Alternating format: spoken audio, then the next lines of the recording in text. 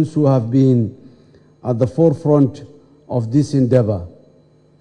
First, let us remember that the embargo limited our ability to protect our citizens, enforce the rule of law, and secure our border. It also hampered our efforts to build a capable and professional national army that can ensure the safety and the well-being of our people.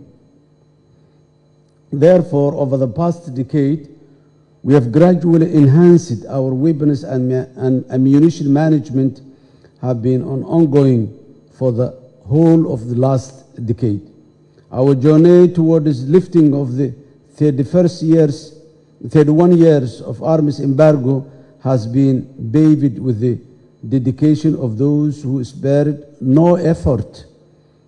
Among them are the valiant members of the Somali security forces and the whole government of Somalia, who, working tirelessly around the clock, have dedicated their time and effort to critical tasks across the country.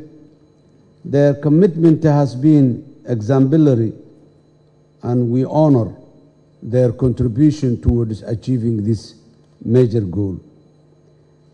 Yet, it's not only our security forces who have borne the burden of this formidable undertaking.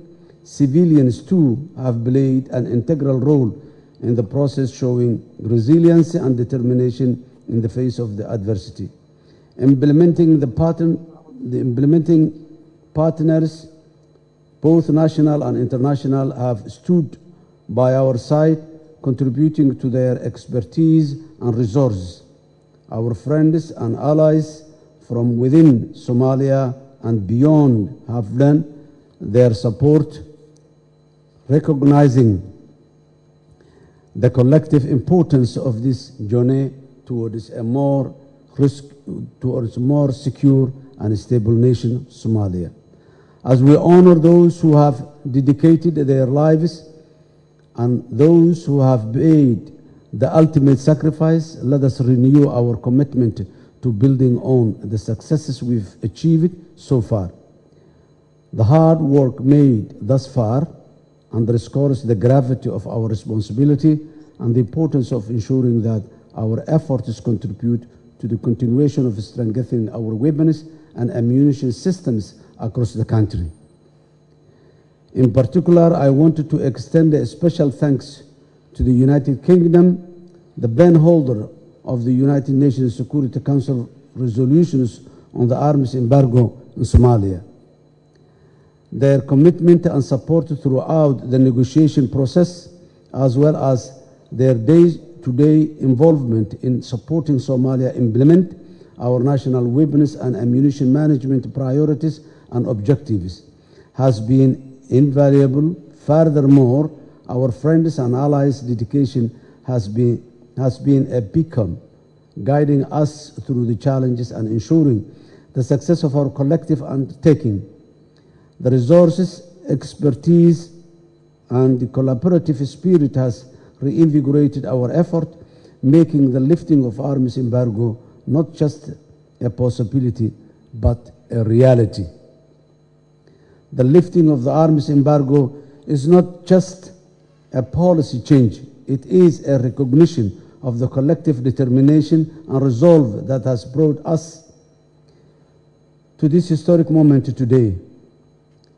In this historic occasion, let us honor and celebrate all those who have dedicated themselves to the cause of strengthening our weapons and ammunition capacity and capability management.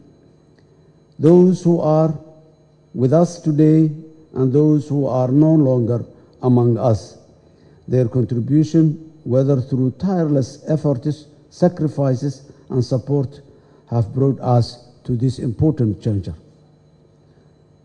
Ladies and gentlemen, as we move forward, let the spirit of unity and collaboration that has characterized this journey guide us in the continued effort to strengthen our nation's institutions and enhance our capability. Upcoming Somalia Security Conference in New York offers the opportunity how our international partners can play supportive and constructive role in the building of an efficient, effective, and accountable Somali security forces. Let us build upon the foundations laid by those who have given us so much, and together strive towards the building of the momentum. This was a journey that has started long time ago. I would like here to gratefully appreciate the role that has been played by all the members, all the 15 members of the United Nations Security Council, in particular the 5B, the A3, and the rest of the Council. I would like to recognize as well the role that United Arab Emirates have played during their presidency in the UN Security Council. This was a collective effort by all. Here I would like to recognize as well, throughout the difficult days that we had the Arabs embargo on us, the role that the African Union Mission, AMISOM, now ATMIS, have played in the last 16 years. When Somalia was not able to have the necessary equipment to defend itself, to secure the territory, it was them who sacrificed it here in this country. Many of their boys and girls have paid the ultimate price in this country, and these boys and girls will ever remain part of the history of Somalia. The African problems for the African solution has been shown practically possible here in Somalia. We appreciate. We also recognize all the international partners, all of them, I cannot count one, who contributed building an army that has the confidence to liberate this country from the scourge of the terrorism. Today, as late as this morning, Somali National Army and the Community Defense Forces have been chasing Al-Shabaab in different parts of Somalia, particularly in the few small area that is remaining in Galmudug and Hirshabelle. This journey will end up a peaceful, stable, and prosperous Somalia. That is the seeds that you put in place for the last couple of decades. Not only there was an arms embargo on Somalia, but on the other hand, Somalia was supported at all levels that it was important for us. The international community, all of you, you have provided the Somali government space to breathe, space to organize, space to build a modern state institutions, space to build the security forces that are now going to take over the responsibility of the security. I would like to say our international partners, all of them, you did well. You helped Somalia big time, and your efforts will never be forgotten here in Somalia. Yes, the arms embargo has been lifted on Somalia, but that is not the end. A new chapter started. New institutions are emerging within the Somali state now. New leaders are being established at the different layers of the Somali government to take the full responsibility of managing, controlling, supplying, tracing responsibly the weapons and ammunition that Somalia has now and are going to have in the near future. In the last decade, we proved that we started from scratch. It was there, and I still remember. And some of you, I'm seeing in front of me Ambassador Mugisha, who was here all these difficult days with us, and who was here and who helped the Somali government at the first instance when we are going to establish the first armory here in this country. The AMISOM in general, and in particular the UPDF, has supported Somalia to have the first small armory to keep the arms and the ammunition in it. Today, Somalia has a number of armories, not only at the federal and national level, but even in the federal member states, and not only the Somali National Army, but all the Somali national security forces, the 4 forces that the Somali government has, they have their own armory. Today, the information that regards the army, the ammunition and the weapons are registered and digitalized even. There will always be mistakes, shortcomings here and there, but there are dedicated boys and girls in our security forces and our government who are following day after day whatever that to rectify any shortcomings that may take place. I would like to assure you, our great partners and friends, that we will take the full responsibility and commitment that the arms embargo that has been lifted now, you will not regret. And the Somali people and the Horn of Africa region, African continent and the world at large will not regret. Somalia will prove to be as any other responsible member state in the global world in terms of arms embargo. I would like to also assure you that Somali institutions are now emerging. The arms embargo, as I said to you many times, is not only removing the restrictions to buy an army or to receive an army donation from our partners. 30 years, more than 30 years, this has been stigmatized in the name of Somalia. So we are very much grateful that you removed the stigma from our name. Disassociating ourselves from Al-Shabaab was another milestone, which I really appreciate that the United Nations Security Council has, under the proposal and the writing of the resolution by the United Kingdom. Shabaab is no different than Al-Qaeda, ISIS, and others who have their own UN Security Council resolution. But Somalia is different. The arms embargo was lifted. The arms embargo was partially lifted on Somalia before, which was absolutely a good step towards the right direction in the past. But Shabaab was there, and Shabaab has always been under arms embargo, and they will remain under arms embargo. So separating Somalia's arms embargo lift and the imposing arms embargo on Shabaab within the context of Somalia was a bit odd. And I'm very much grateful that our partners understood that, the United Nations Security Council, and they have stand by with Somalia to get. This is, it's giving us, besides the material support, it gives us a moral support. It's a dignity and pride for the Somali people. I thank you very much for that. Thank you. haddaan u soo noqdo dadka Soomaaliyeed dhammaan walaalayaal, maanta waa maalin kale oo ayadana taariikhi ah oo runtii horumarkii aan ku soo tallaabsanayna waayahan oo dhan ay ka mid tahay.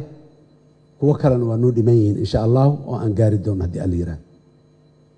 waxaan rabaa dadka Soomaaliyeed inaan u sheego 31 sano kadib maanta in dhammaan la wada qaaday, tartiib loo soo qaaday, laakiin inta u dambeysana maanta la qaaday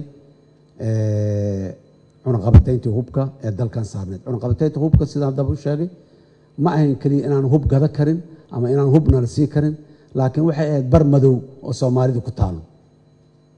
Soomaaliya cunaqabateyn waa ahayd kow. waxaa kale oo guul weyn ah ayadana Soomaaliya, jamhuuriyadda Soomaaliya iyo shabaab in la kala saaray. dowladda Soomaaliya loo aqoonsaday dowlad mas'uul ah, kortay, leh awoodii iyo qudradii ay ku maareyn lahayday hubka iyo rasaasta leh, lagu aamini kara mas'uuliyaddaas. ilaan hubka iyo rasaastu waxay ka mid yihiin amniga iyo qataraha amniga oo caalamka iyo kuwa qaaradaha iyo kuwa regionka intaba. adduunyaduna waxay u samaysatay nidaam lagu ilaaliyo. intaa waxaana laga soo saaciday inaan la nimaado soo gaarno meeshii aan ku qaadanayn mas'uuliyaddaas. markiina la arkay inaan qaadi karnana waa naloo dhiibay, waxaa la yidhi mas-uulaad tihiin. shabaab weli waa shabaab, waa argagixiso cunaqabateyntu way saaran tahay wixii kaloo la saari karana la sii saaraan leenahay laakiin dowladda Soomaaliya resolutionka cunaqabateynta lagu saaray 1992 ee 773 waa la laalay completely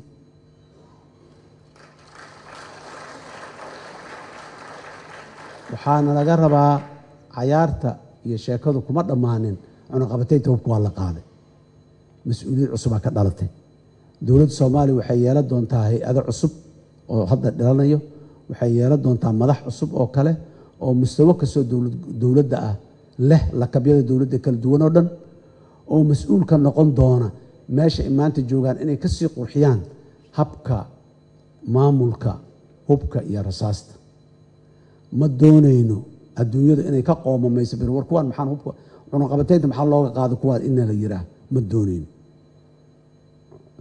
berri waxaan rabnaa adduunyada inay tiraahdo in Soomaaliya cunaqabateynta hubka laga qaado saxay ah in la yiraahdo rabnaa inaan u dhaqanno sida dunida kale ay u dhaqanto dalkan markasta aniga waxaan ku doodaa war adduunyadu sida u dhaqanto aan u dhaqanno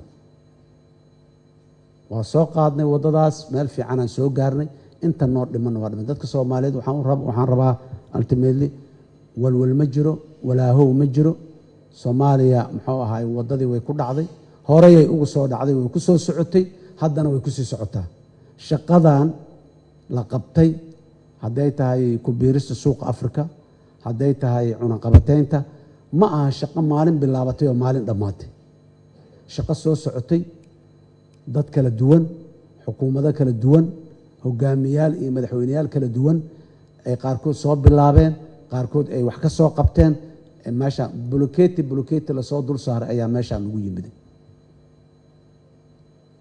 ku biirista suuqa bariga Afrika dowladii oo ugu dambeysay ee ku meel gaarkeeda ee dalku u yeesho oo madaxweyne Shariif Sheekh Axmed oo madaxda ka ayaa soo bilowday annaga markaan nimaday waa sii xoojinay codsiga waxa la yiri dowladii transition ay ahayd hadda transition ka baxdan codsiga soo noqso waa ku naqnay markaan codsiga geeyay dhowr 10 sano soo qaadatay intaas waa la soo wada way timiday cunaqabateynta sidaas oo kale qaadisteedii 2012 aan soo bilownay maalin walba meeray soo mareysay maantay soo gaartay barnaamijka deyn cafinta ee rajaynayna sidaas oo kale 2013 aan soo bilownay maalin walba meeray soo mareysay way soo dhismaysay maantay soo gaartay aan rabnaa inay soo gaarto marna ay dhamaato aydan sidaas daraadeed meeshaas waxa ka rakmay dowladnimadu waa socosho waay hor u socosho waay maalin walba wixii hore intaan xaaqan ku soo bilaaba iyo dhammaan waa howlan aniga la qabtay iyo waa markii ugu horeysay iyo waa ma jirto dalkan dowladda Republic Jamhuuriyadda saddexaad ee 2000 carta ka soo bilaabatay lagu soo aasaasay muddada 12 sano ku meel gaar ka soo ahayday shaqa soo qabsoontay laba charter oo kala duwan ayaan soo marnay xilliga ku meel gaarka ah dastuurka aan hadda haysana ayaa la soo ansixiyay xilligii maxaan ku iraaday ku meel gaarnimada aan ka baxnay hadda waan sii soconaa dastuurka waan dhameysay howl walba sidaas ay u taala maanta qurux kasta oo Soomaaliya ka jirta waa qurux soo socotay oo muddo soo socotay oo soo daba kacday waay ma aha qurux hal mar muxuu ahay soo dhacday amaal waxay waxaan rabaa inaan ku soo gunaado maxaan ka baranaynaa xigmadda ah dowladdu waa hor u socod istaagid ma leh dib u noqoshana ma leh mar walba in hore loo socdo qofkii talaab dheer qaaday iyo kii talaab gaaban qaadaba waa in hore loo socdaa dagaalka al-shabaab ee maanta ku jirnaahay waxa la yiraahdaa waa dagaalkii dowladda oo dhan waa dagaalkii shacabka oo dhan oo loo kala harin ayadaas ayaana guusha keentay waxaan dadka Soomaaliyeed inaan u sheego sanadkii 2016 doorashada markaan qaban qaabinaynay slogan jira aan lahayn slogankaas muxuu ahay qabyo qofkeeda dhameystira soo hadda qabyada oo ma wax soo wada dhamaanayo kulli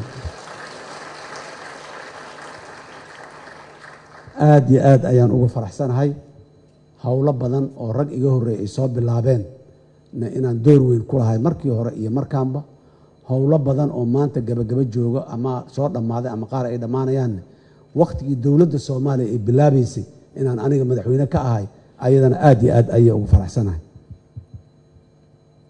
dalka wuxuu u baahan yahay dowlad midaysan dhan oo aan kala raaricin oo leh awood iyo khibrad iyo waayo aragnimo ay wax ku qabato xukuumadda dan qaran ee maanta dalka ka jirtahay xukuumad isku duuban wada socoto waaye bini aadanayna dhammaanteen qof malaa'iga oo dhammaystiran ma jiro waa leenahay meelaha aan ka dhimannahay oo aanan ka dhammaystirnayn laakiin waxaan qabaa meelaha aan ka dhimannahay ee ducfiga aan ku leenahay waa meelo yar meelaha aan xoogga iyo awoodda iyo kartida aan ku leenahay ayaa aad iyo aad uga ballaaran meelaha aan muxuu ahay aan ducfiga iyo qaabka aan ku leenahay dadka Soomaaliyeed waxaan leeyahay walaalayaal ku kalsoonaada dowladdiina hadday tahay xukuumad hadday tahay baarlamaan hadday tahay madax kale oo kala duwan waa mahadsantahay aan isku kalsoonaano dhibkii intiisii badan waa ka soo gudubnay inta noo dhimanne si dhaqsiyo ah oo sahlan ayaan uga gudbi doonaa aad iyo aad u mahadsantihiin assalaamu calaykum waraxmatullaahi wabarakaatu